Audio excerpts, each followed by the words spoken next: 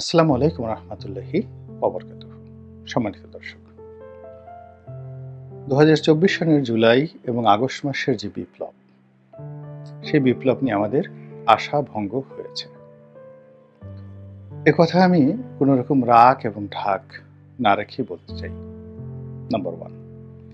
Number 2 হলো, এই বিপ্লবের ফলে যে পরিবর্তনগুলো অনিবার্য হয়ে পড়েছিল, যে স্বপ্নগুলো আমাদেরকে একেবারে উদ্বেলিত করেছিল, এবং আমরা রাষ্ট্রের অনেকগুলো বিষয় নতুন করে শুরু করতে চেয়েছিলাম।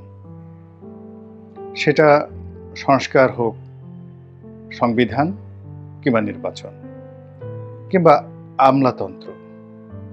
আমরা আশা করেছিলাম যে এই বাংলায় আর কোনো চাঁদাবাজ আসবে না, আর কোনো জুলুমবাজ তৈরি হবে না।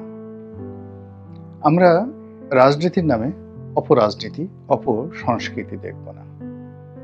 আমরা ঘুষ এবং দুর্নীতি দেখব না। এরকম স্বপ্ন ভীষণ রকমভাবে আমাদেরকে উদ্বেলিত করেছিল। এর ফলে কি হলো, আমাদের সন্তান সম যারা আছেন, এই আন্দোলনে যারা নেতৃত্ব দিয়েছেন এবং অনেকে মন্ত্রী হয়েছেন, যেমন উদাহরণ হিসেবে বলি, আমার যে জ্যেষ্ঠ সন্তান, তো তার চেয়েও 3 বছরের ছোট হলো এখন যিনি মন্ত্রী পদমর্যাদায় উপদেষ্টা রূপে আছেন, জনাব নাহিদ ইসলাম। আমার জ্যেষ্ঠ সন্তানের চাইতেও 3 বছরের ছোট। তো আমি বিয়ে করেছি 1986 সালে, আর আমার প্রথম সন্তান এসেছে 1993 সালে।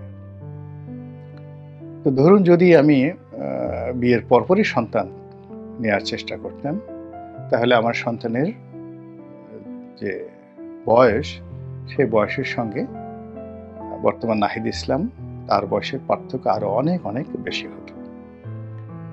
উদাহরণটা দিলাম এই কারণে যে যখন আমার এই সন্তানেরা রাজপথে লড়াই করেছিল, তখনও আমি আমার ক্ষুদ্র সামর্থ্য নিয়ে শেষ সময় পর্যন্ত আমি শেখ হাসিনার বিরুদ্ধে লড়াই করেছি।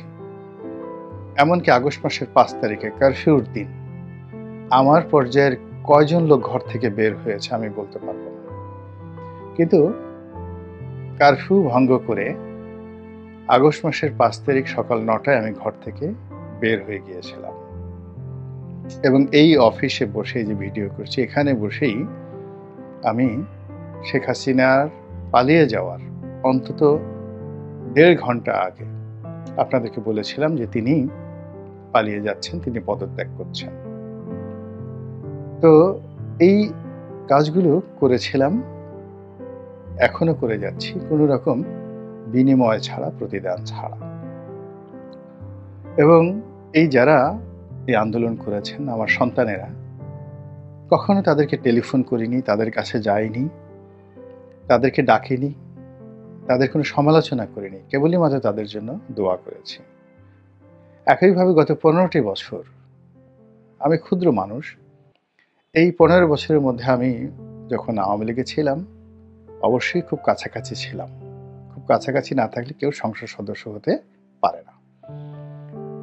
তো সেই কাছাকাছি থেকেও বেগম খালেদা জিয়া কিংবা জনাব তারেক রহমান, তাদের পক্ষে যে সকল কথা বলেছি, কোন নির্বোধ আর বেকুব ছাড়া এই ধরনের কথা বলে না।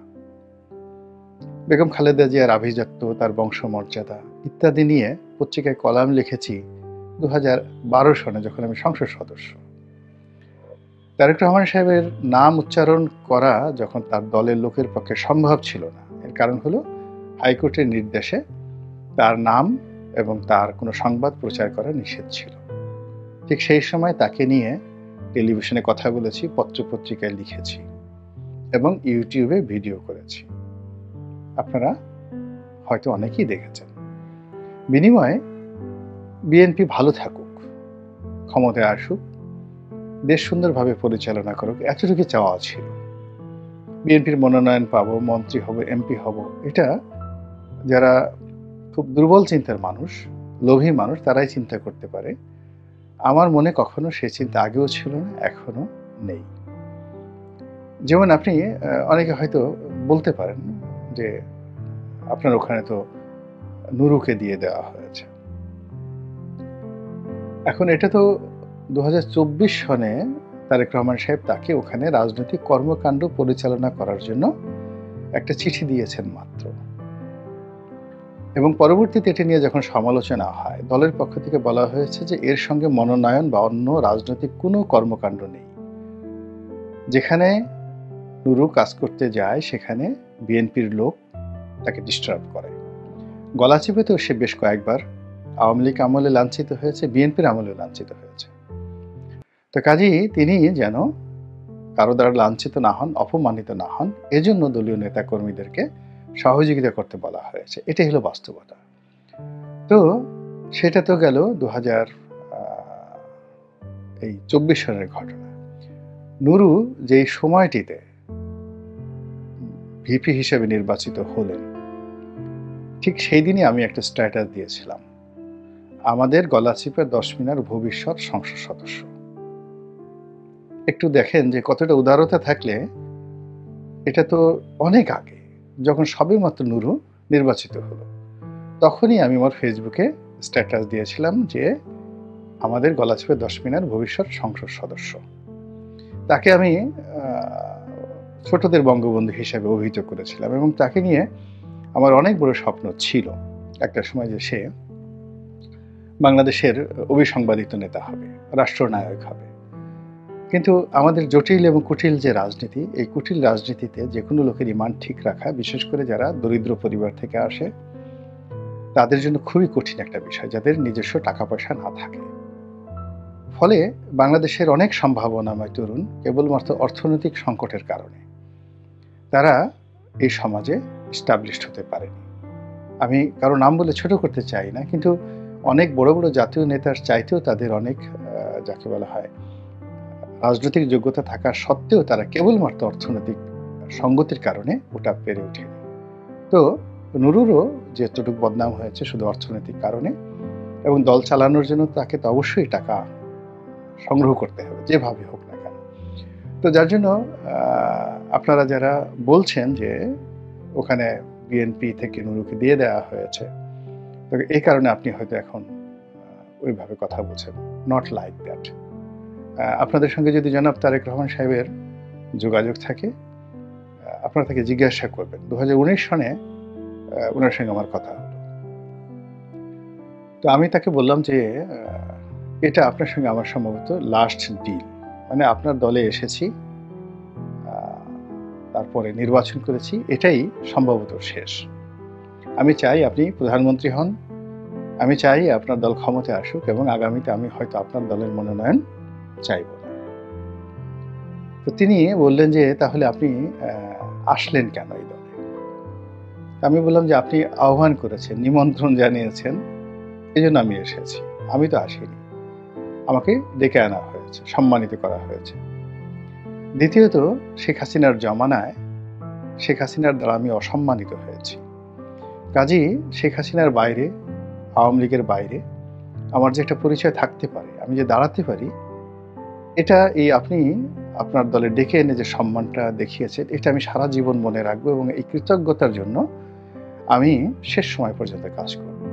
এবং তাকে বলেছিলাম যে আপনার সাথে আমার দুটো বিষয় কাজ হবে। একটা হলো এই সময়টিতে কেবলমাত্র শেখ হাসিনার যে বিদায় নেওয়া, এটাই হলো মূল কাজ। আর তার বিদায় নেওয়াটা শেষ হলে বিএনপির ইমেজ তৈরি করা, এবং প্রধানমন্ত্রী, আগামী দিনের প্রধানমন্ত্রী হিসেবে আপনার ইমেজ তৈরি করার জন্য যদি কখনো আমার সাহায্য লাগে, সহযোগিতা লাগে, আমি সেই কাজটি করব। এতটুকু তার সঙ্গে আমার কথা। সেটা ২০১৯ সনে জানুয়ারি ফেব্রুয়ারি মাসে প্রায় ২ থেকে ২.৫ ঘন্টা সেই বিএনপির কেন্দ্রীয় অফিসে আমি এই কথাগুলো বলেছি। ফলে অনেকে হয়তো যারা মনে করেন যে একটা নমিনেশনের জন্য মানুষ জীবন দিয়ে দেয়, ক্ষমতার জন্য মানুষ অনেক কিছু করে, লোভ করে, লালসা করে, তো ওই বিষয়গুলো অনেককে তাড়িত না করলেও, মানে অনেককে তাড়িত করলেও আলহামদুলিল্লাহ আমাকে কখনো তাড়িত করেনি। আপনি চিন্তা করেন, আমি সিটিং এমপি, আমি কি এত বেকুব? আমার লেখাপড়া দেখে কি মনে হয়?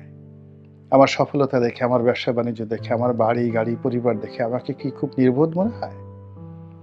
যাদের মনে হয় তাদের কথা আলাদা। কিন্তু তখন আমি কেন বলতে যাব যে এই কাদের মোল্লা সেই কাদের মোল্লা নয়? কেন আমি দেলোয়ার হোসেন সাঈদীকে নিয়ে তার পক্ষে লিখতে যাব? আওয়ামী লীগের সিটিং এমপি হিসেবে যে তার প্রতি অন্যায় করা হচ্ছে ২০১২ সনে, ১১ সনে। আমি তো সেই গণজাগরণ মঞ্চ ২০০০ সেই যখন হলো তখন থেকে আমি বলছি যে এই গণজাগরণ মঞ্চ টিকবে না। যে সকল ছেলেরা এখানে বড়, বড় মন্ত্রী এমপিদেরকে বোতল মারছে তারা এ সকল তাদের বাবা-মাও এ সকল মন্ত্রীদের সামনে বসার যোগ্যতা নেই। কাজেই এই অহংকারী উদ্যত তরুণ সম্প্রদায় যারা আন্দোলনের নামে এখন অনেক কিছু করছে এরা শেষ পর্যন্ত টিকবে না। তো এই বাংলার ছোট একটা ইতিহাস, আমার ছোট্ট একটা জীবন। এই ছোট্ট একটা জীবনে আমি সবসময় চেষ্টা করেছি যে মানুষের জন্য কিছু করার জন্য, ব্যতিক্রম কিছু করার জন্য নিজস্ব সেই লাভ লস সবকিছুর ঊর্ধ্বে ওঠে। তো সেই দিক থেকে যখন এই বিপ্লব হলো, সেই বিপ্লবের কারণে অন্তরের অন্তঃস্থল থেকে আমি ভীষণ রকম মানে আনন্দিত হয়েছি, আনন্দে উদ্বেলিত হয়েছে। আমার সারা শরীর ৬ তারিখ, আগস্ট মাসের ৬ তারিখে ছেড়ে দিয়েছে। আমার কাছে মনে হয়েছিল আজ আমি সারাদিন শুধু ঘুমাবো। কিন্তু আমি ঘুমাতে পারি না, আমি ঘুরে বেরিয়েছি, একা ঘুরে বেরিয়েছি।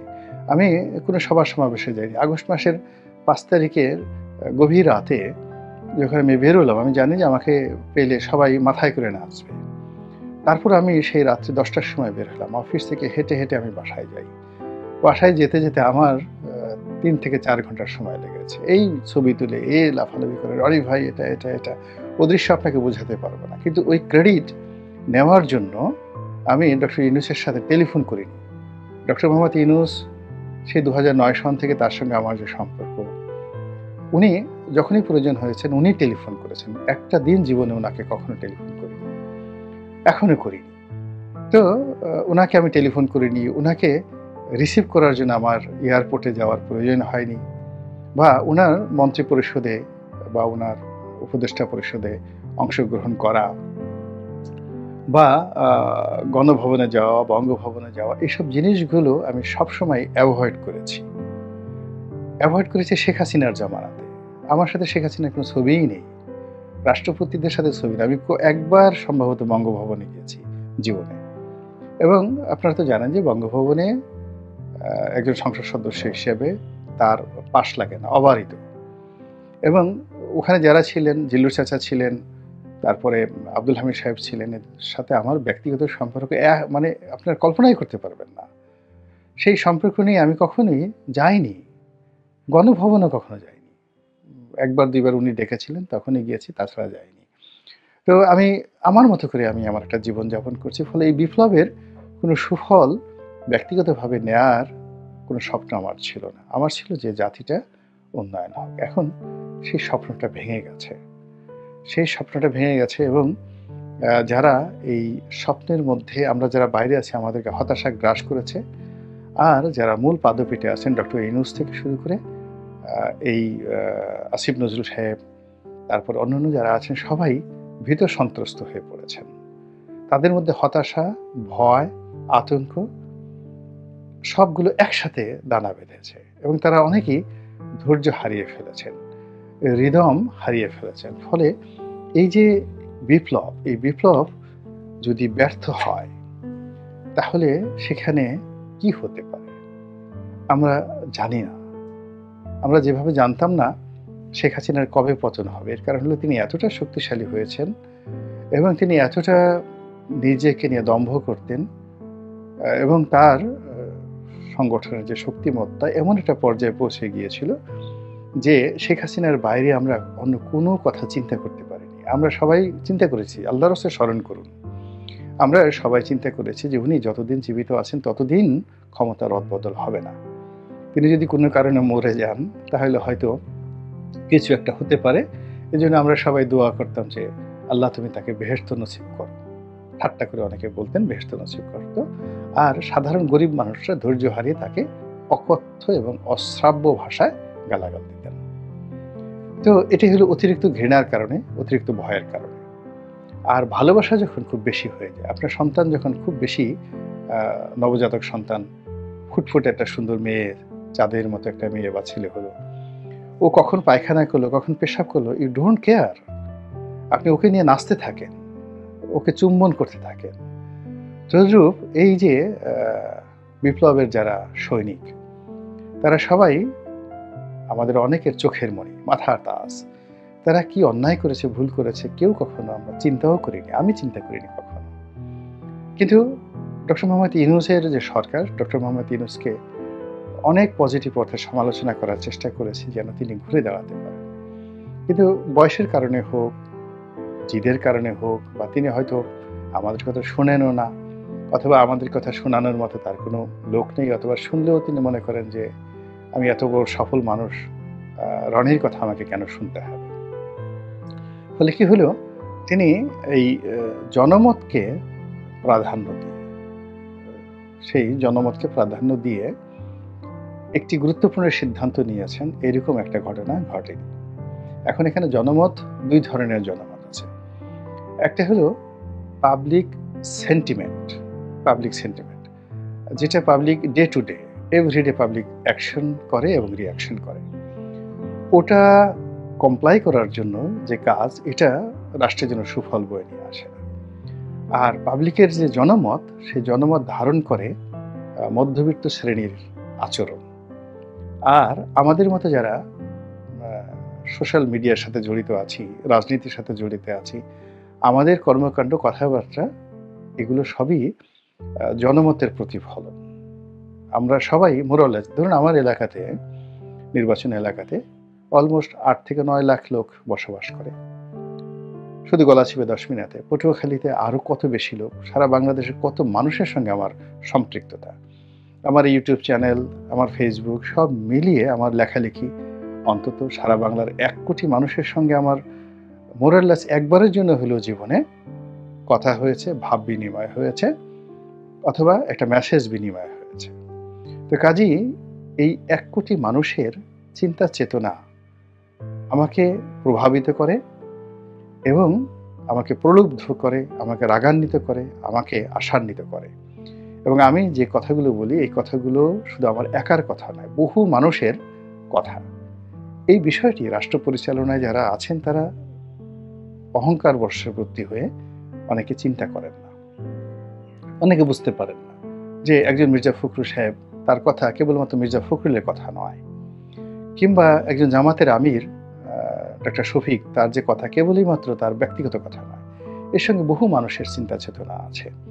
তো ফলে আমরা সেই বহুদিন ধরে শেখ হাসিনার জমানায় এবং বর্তমান জমানায় কন্টিনিউয়াসলি আমাদের যে বক্তব্য, তারা মনে করেছে এটা তাদের ব্যক্তিগত কথা, ব্যক্তিগত লোভ, লালসা, ক্রোধ, কামনা, বাসনা দ্বারা প্রলুব্ধ হয়ে তারা এই কথাগুলো বলেছে। কিন্তু আমাদের সঙ্গে যে জনগণের আশা আকাঙ্ক্ষা থাকতে পারে, দেশপ্রেম থাকতে পারে, ভালোবাসা থাকতে পারে, নিঃস্বার্থ পরতা থাকতে পারে, এই জিনিসগুলো তারা কখনো মূল্যায়ন করেননি। ফলে কি হলো, ক্রমশ প্রবল বেগে, ঝড়ের গতিতে এই শেখ হাসিনা যেভাবে ব্যর্থতার দিকে এগোচ্ছিলেন, বর্তমান সরকারও ব্যর্থতার দিকে এগিয়ে এগিয়ে এমন একটা জায়গাতে আসছেন, এখান থেকে আর ইউটার্ন করা সম্ভব নয়। আর যখন ইউটার্ন করা সম্ভব নয়, তখন কি হবে? একটা শূন্যতা হবে, সেই শূন্যস্থান পূর্ণ হবে, এবং শূন্যস্থান যখন পূর্ণ হয়, সেখানে প্রায় বেশিরভাগ ক্ষেত্রেই দুর্ঘটনা ঘটে। ভালোভাবে শূন্যস্থান কখনো পূর্ণ হয় না। কেউ যদি শূন্যস্থান পূর্ণ করে পরিকল্পিতভাবে, সেটি এক ধরনের কথা। আর যখন প্রকৃতির নিয়মে শূন্যস্থান পূর্ণ হয়, পদ্মা নদীতে যে ঘোল হয়, অর্থাৎ তীরের এক তীর ভাঙে অন্য তীর গড়ে, স্রোতের মধ্যে যে ঘোল তৈরি হয়, ওখানে একটা শূন্যতা কাজ করে। কিংবা ঘূর্ণিঝড়ের মধ্যে যখন শূন্যতা কাজ করে, তো সেভাবে যখন দেখবেন যে সেখানে কিভাবে বাতাসের ঘূর্ণিপাক শুরু হয়ে যায়, এবং সেই ঘূর্ণিপাকের মধ্যে পড়লে অনেক কিছু হতে পারে। একটা টিউবওয়েল, 800 ফিট 900 ফিটের একটা টিউবওয়েল, সেই ঘূর্ণিঝড়ের ঘূর্ণিপাক, সাইক্লোনের ঘূর্ণিপাক উঠিয়ে নিয়ে যায়। কোথায় নিয়ে যায় খোঁজ পাওয়া যায় না, ভেরি ডেঞ্জারাস। তো কাজেই প্রকৃতি শূন্যতা সহ্য করে না, এবং প্রকৃতি যখন শূন্যতা পূর্ণ করতে যায়, সে পূর্ণ কতটা ভয়াবহ হয়। এটি এই যে লস অ্যাঞ্জেলসে হলিউডের যে জায়গাটিতে এখন সেই দাবানল হচ্ছে এবং সেই দাবানলে এ যাবৎকালে না হলেও $150 বিলিয়ন ক্ষয়ক্ষতি হয়েছে। তার মধ্যেই আপনারা অনুমান করার চেষ্টা করুন প্রকৃতির লীলা খেলা কতটা ভয়ঙ্কর হতে পারে। মহান আল্লাহ আমাদের সবাইকে হেদায়েত দান করুন, হেফাজত করুন। আসসালামু আলাইকুম ওয়া রাহমাতুল্লাহি ওয়া বারাকাতুহু।